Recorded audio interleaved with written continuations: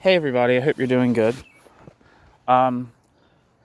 This is the first section from part 3 of Anselm Jappe's Debord.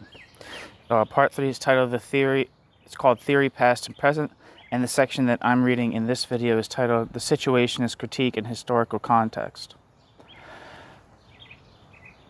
It is worth considering the place of the Situationist critique within modern French thought, both Marxist and non-Marxist, for this will make it easier to see to what extent that critique ran counter to the mainstream in the 60s, but also how close it was objectively to some other currents. French Marxism has always presented several peculiarities. In the first place, French Marxism has to be remembered that socialist thought in France was traditionally less Marxist than elsewhere, much to the benefit of such authors as Proudhon and Fourier. When it did claim allegiance to Marx, French socialism was hopelessly split into two strands that never really came together. On the one hand, there was a, quote, Marxism for the people, end quote, reduced to the bare bones and highly pedagogical, which the French Communist Party offered as a catechism to its faithful.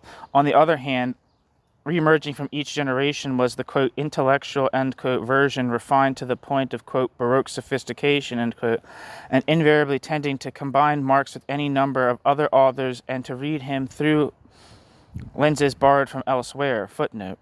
See Daniel Lindbergh, Le Marxisme into Vab. My discussion here is based in some respects on Lindbergh's account, end footnote. Quote, Marx was in turn Hegelianized, Kierkegaardized, abundantly Heideggerized, in short, quote, revised, end quote, in one way or another before having been properly assimilated, end quote. The unsatisfactory results of such enterprises, along with the fact that their proponents were, for the most part, thinkers, whether within the universities or elsewhere, who were paid by the state, generally meant that, quote, critical Marxism, end quote, was rapidly transformed into a kind of critique of Marx himself, and ultimately into a condemnation of Marx. A kind of champion and pioneer here was the journal Argument, a favorite target of the Situationists, which followed this trajectory perfectly during the few years of its existence from 1957 to 1963. The Argument group nevertheless contributed a good deal by way of translation into French, many of which the Situationists made great use of, including the first publications in French of works by the young Lukács, Karl Korsch, Herbert Marcuse, Wilhelm Reich, and Theodor W. Adorno.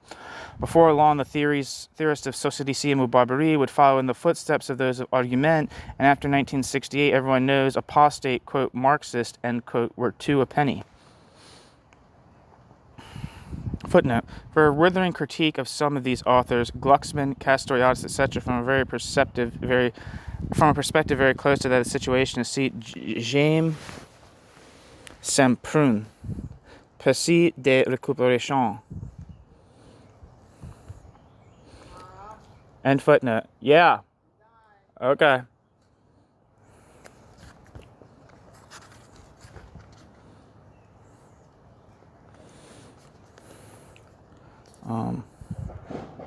End footnote. French Marxism has always stressed particular aspects of Marx's work and downplayed others. French Marxism has often preferred the young Marx, the critic of the, quote, alienation of the human essence, end quote, to the Marx of the critique of political economy. At other times, however, the, quote, mature Marx, end quote, has been contrasted in the most absolute way to the young Marx. In either case, the question of alienation was detached, if not flatly opposed, to the question of political economy. In the main, French Marxist intellectuals have chosen to confine themselves to the social sphere and to the, quote, superstructure, end quote. Their analyses have almost always had an abstract and philosophical character with ethical and aesthetic overtones, and this holds good for authors as diverse as Sartre, Lefebvre, and Althusser. A basic misunderstanding occurred at the heart and indeed survives in many milieus today. The rejection of economic determinism, which was identified with Stalinism, led to a confusion between simply observing the deterministic character of capitalism and approving it. Footnote. Richard Gombin sees the rejection of economic determinism as the defining trait of, quote, leftism, end quote, that excluded even, quote, extreme communists, end quote, from the category. See Les Origines du Gauchisme, translated to English by Michael K. Pearl, The Origins of Modern Leftism, 1975. End footnote. The fact is, however, that the fetishistic nature of the commodity-driven society cannot be wished away by the mere assertion that, quote, in reality, end quote, the subject, even a subject created by means of capitalist socialization, is somehow independent, or that the tendency of, quote, economic laws, end quote, to become autonomous is mere illusion. Even Debord fell prey to the idea that the automatism of value could be explained in terms of conscious acts on the part of presupposed subjects. He held that history is produced exclusively by human actions. Thus, in the Situationist International text of 1970, speaks of, quote, history, that is to say, those who make it, end quote, while elsewhere Debord describes the revolution as, quote, a system of human relations, end quote. Debord. This kind of, quote, subjectivism, end quote, betrays the fact that that situationist theory has roots in existentialism. Whereas Debord's thought differs radically from the predominant thought of the 60s, everything claiming to be, quote, modern, end quote, about 1968 was strictly anti-Hegelian. Even when it also claimed to be Marxist, it certainly belongs in many respects to the philosophical generation that asserted itself in the 50s. Footnote. See Vincent de Combe, Les mimes et la tour, 45 ans de philosophie française. Despite its many shortcomings, this book serves, read ex negativo, as a useful account of situationist theory, which de Combe never mentions, and as a guide to what distinguishes that theory from its contemporaries. End footnote. Thus, the humanist and historicist Marxism of Sartre presents not a few parallels with situationist ideas, even though the situation expressed the greatest contempt for Sartre, denouncing Sartre variously for Stalinism, eclecticism, or just plainly, quote, imbecility, end quote. Like Lefebvre before then, the situationists criticized existentialism for taking lived experience as it presents itself today and identifying this with the entire possible range of reality. Still, there is no denying that Sartre's work deals, albeit from a different standpoint, with such conceptions as, quote, situation, quote, project, lived experience, and praxis. In Sartre's confident view of the individual shaping his own fate within history and the distinction he draws between, quote, things and, quote, men, or in other words, the central role of a strong, quote, subject, clearly have echoes in Debord. Even if one cannot speak here of, quote, influence, end quote, in the strict sense of the word, it is hard to imagine that Debord was not inevitably affected by the particular cultural climate that prevailed in his youth. There is a sense in which Isso's letterism constitutes an extreme wing of the existentialist movement, and Socialisme ou Barbarie was clearly involved in some ways with phenomenology. Footnote. Claude Lefort was a student and friend of Maurice Merleau-Ponty and edited his posthumous writings. End footnote. In France, an effective understanding of Marx was hindered by a long-standing resistance to Hegel. Up until about 1930, Hegel made no entry into the French intellectual world, and when Hegel did finally make his way, he did so in a, quote, as a, quote, existentialist, end quote. Hegel was then interpreted as a long time in the light of Alexandre Kojève's important but highly idiosyncratic reading. Generally speaking, French Hegelians were not Marxists, and often French Marxists were not Hegelians, or even, like Althusser, explicitly anti-Hegelian. The revival of Marx in the 60s, or at least of a particular way of understanding Marx, was in reality, like the renewed interest in Freud or Nietzsche, a reaction against the preeminence that Hegel, along with Husserl and Heidegger, had enjoyed for the previous 3 decades.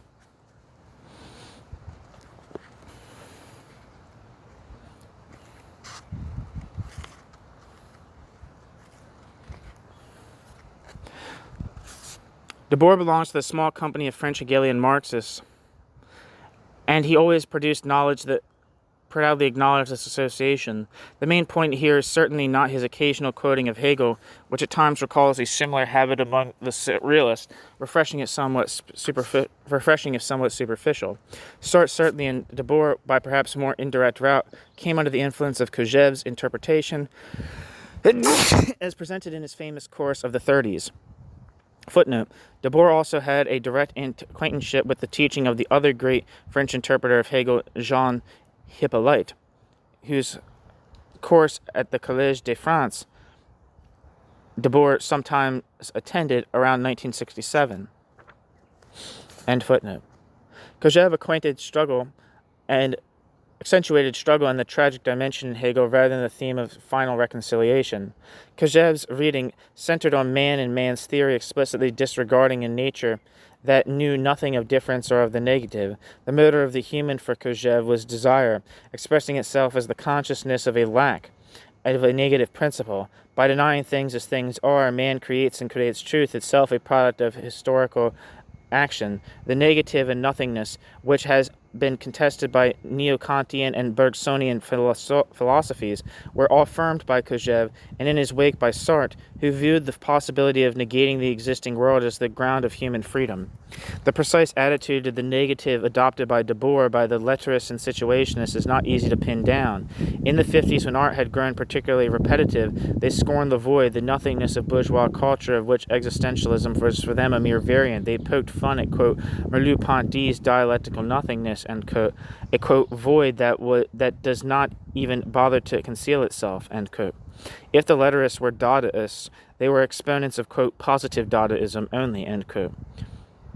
On the other hand, the great importance is attributed to negation, to the necessity of destroying the existing order before creating a new one.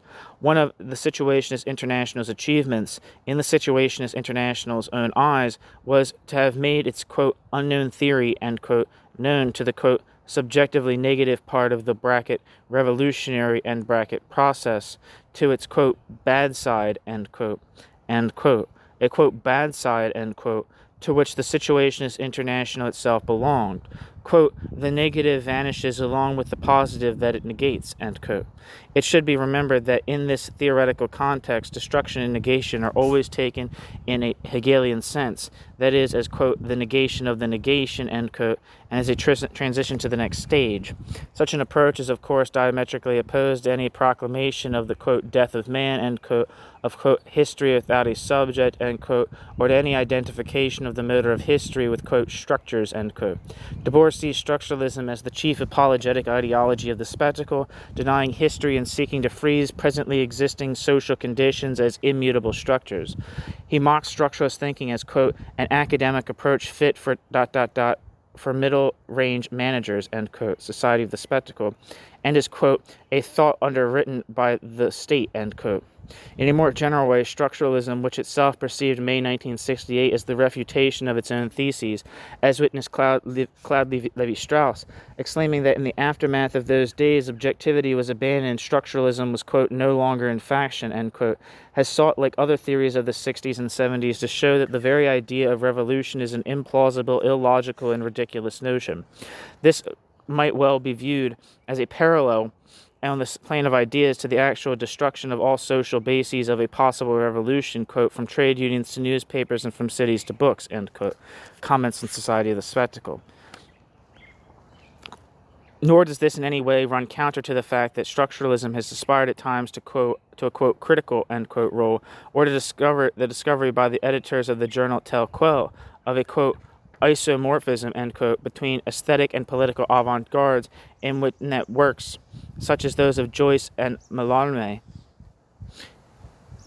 indeed demolish, quote, bourgeois codes, end quote, and are thus superior to the products of, quote, socialist realism, end quote, which products one cannot help but recall. These same discoveries had been praising to the skies but a few years earlier. For a while, from about 1965 to about 1975, the abandonment of Marxist theory depended to a great extent on the notions of, quote, desire, end quote, and of the, quote, imaginary, end quote. In this connection, it suffices to evoke the names of Castoriadis, quote, who believes no doubt here as in other areas that talking about something is the same thing as having it, end quote. Deleuze and Lyotard. It is true that these concepts have played a big part in all attempts to liberate individual lived experience, especially those of surrealism. The Situationists themselves belong to this tradition, but the great originality, and in a sense too the limitations of their ideas in this area, is their conception of desire as a force that is not unconscious, and bound to needs, but instead conscious, conscious and chosen by the individual. Debord did not share the surrealist faith in, quote, the infinite richness of the unconscious imagination, ... We now finally know that the unconscious imagination is poor, that automatic writing is monotonous, end quote. Footnote. The Kober group had already rejected the surrealist call of the irrational. End footnote. In contrast to need, desire is a pleasure and should be increased as much as possible. At the outset, the Situationist International announced that, quote, the truly experimental direction of situationist activity consists in the setting up, on the basis of more or less clearly recognized desires, of a temporary field of activity favorable to those desires. This alone can lead to the clarification of the original desires and to the confused emergence of new ones, end quote. The point to note here is that recognizing, defining, and developing one's own desires are conscious activities.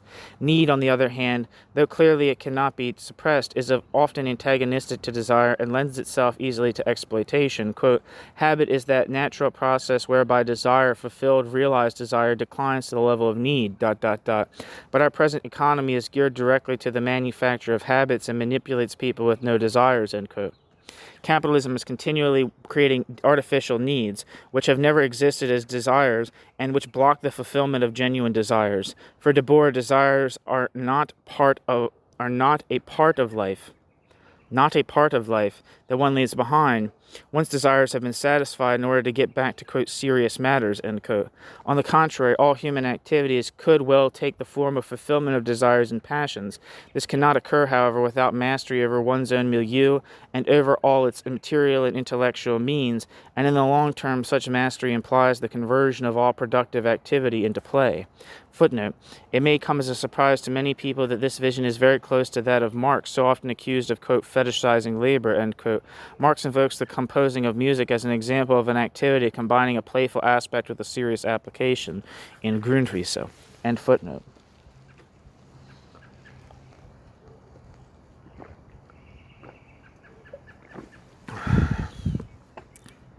The Situationist refusal of the fashionable identification of desire with erotic or sexual desire, which was already a restriction, is also worthy of note. In an address of 1958, Debord rebuked surrealism for its, quote, participation in that bourgeois propaganda, which presents love as the only possible kind of adventure possible under modern conditions of existence, end quote.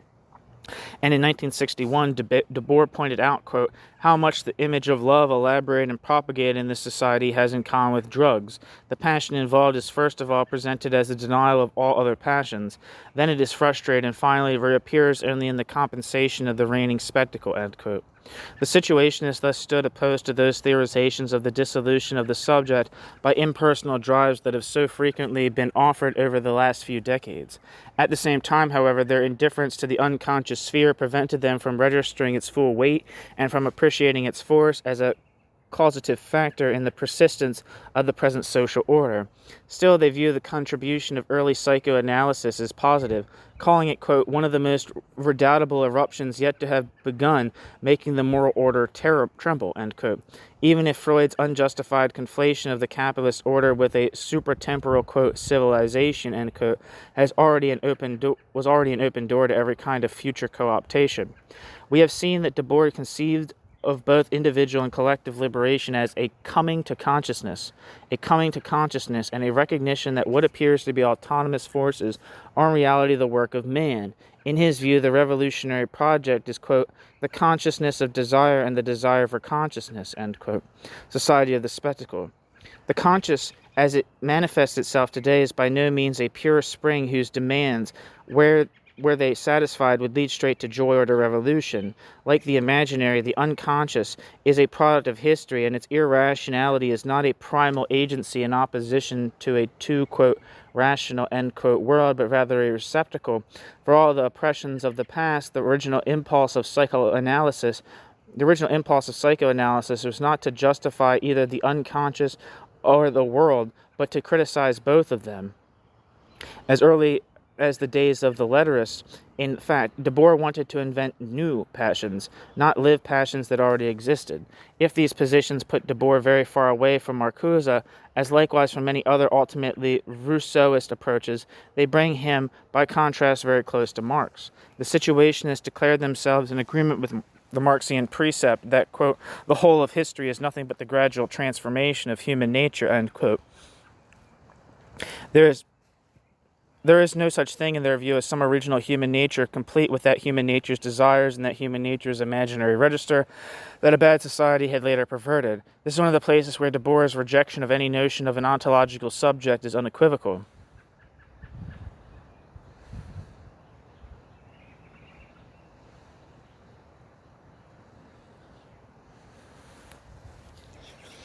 Footnote. The Situationists rejected one of the most popular slogans of May 1968, quote, imagination to power, end quote, as, quote, impoverished and, quote, abstract. End footnote.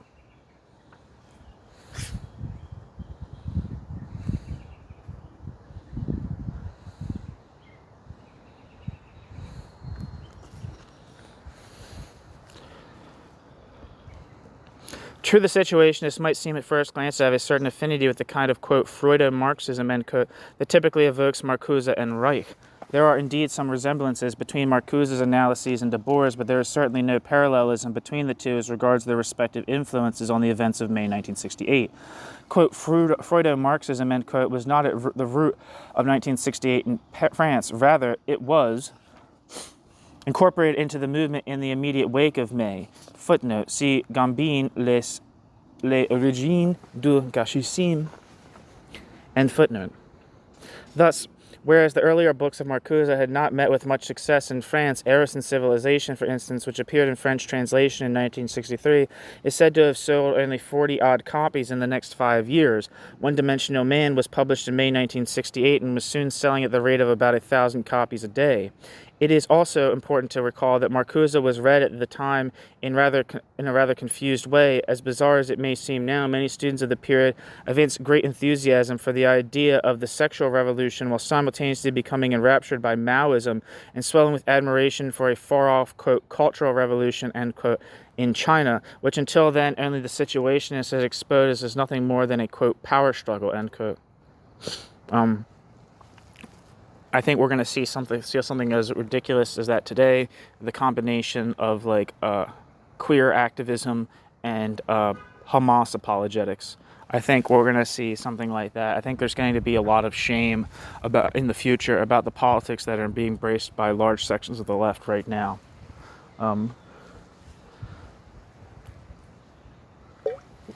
Yeah. There was a joke from, I can't remember the guy's name. I think it was like Tim. His name's like something so generic. It's like Tim Rees or something like that. He's like a historian of Germany, with like a major emphasis on like the 60s in Germany. And in his and he said, it talks about how like a lot of people from like the Maoists from this period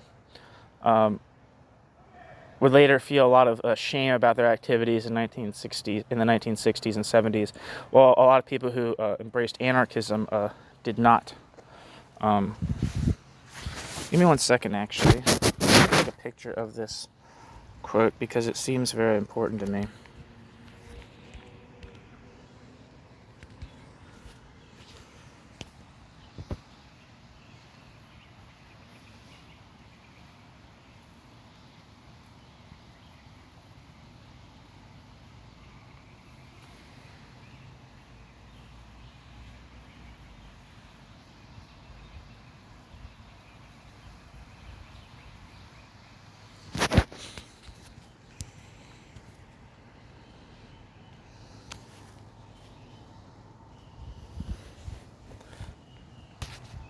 Sorry, I know that was probably irritating to listen to. There's probably a lot of shuffling around, but and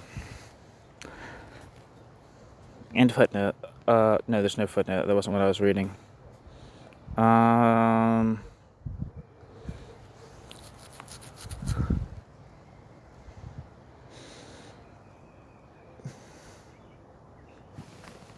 Anyway. The favorite polemical targets of such authors as Foucault, Deleuze, Derrida, Althusser, Baudrillard, and Lyotard are the concepts of the, quote, dialectic and of identity. The first is deemed incapable of transcending the, quote, logic of identity, end quote, or of accounting for difference. Footnote. The idea of a non-identical dialectic like the one that Adorno sought to develop seems never to have crossed the minds of these thinkers on the question of difference, c'est de comme le même et la tour.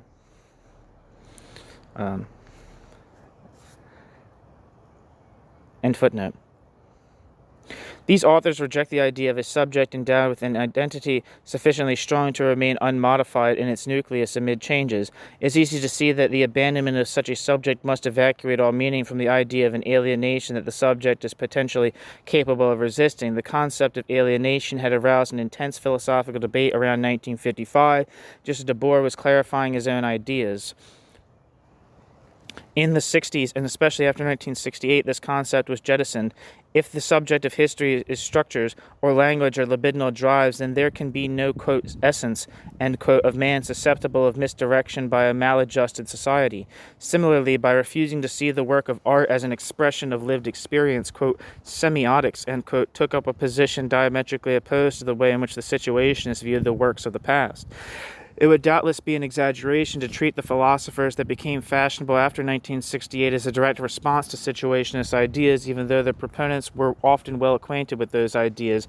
These new theorists clearly announced their hostility to the, quote, Cartesian, end quote, subject, and hence to a whole long philosophical tradition.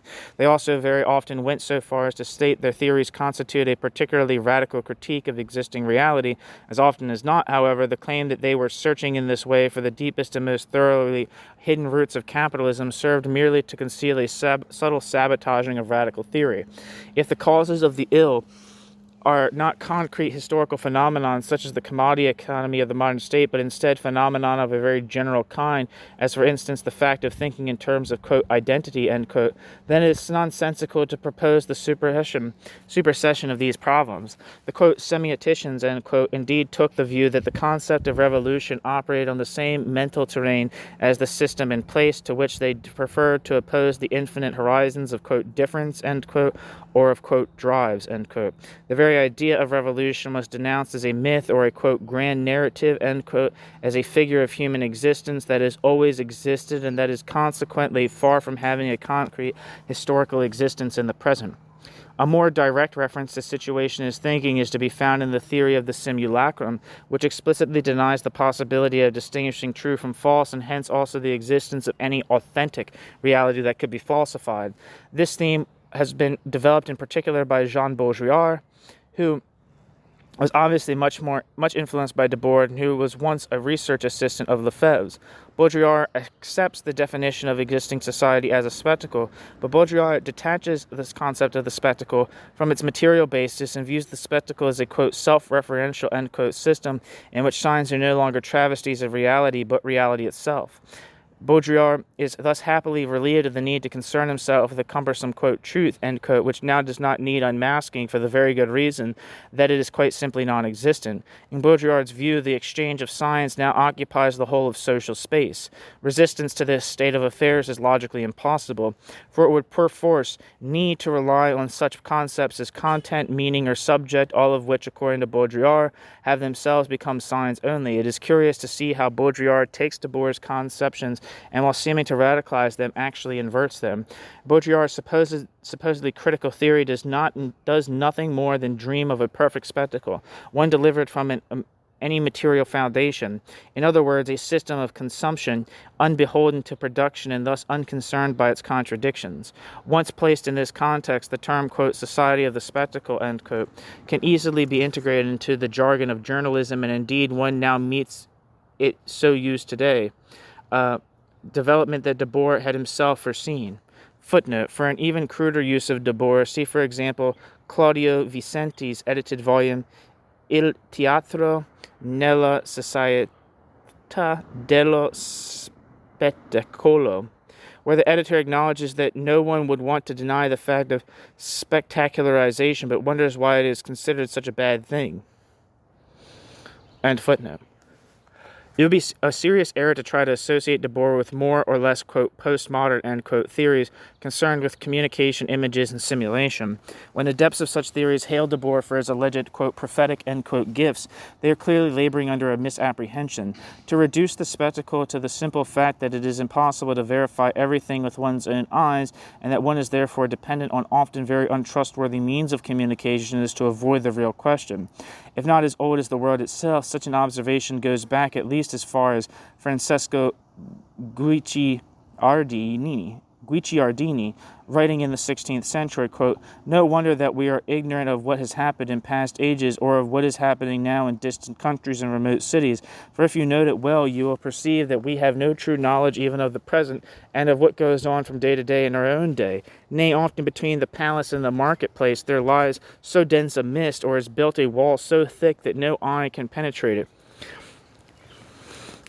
so that the people know as much as what their rulers are doing, or their reasons for doing it, as they know of what is being done in China. And for this reason the world is readily filled with empty and idle beliefs," end quote. Footnote. Ricordi politici e civili. Redaction C, section 141, English translation by Ninian Hill Thompson. Counsels and Reflections of Francesco Guicciardini. End footnote. The issue, however, is not just the lack of fidelity of the image relative to what it represents, but also the state of the actual reality to be represented.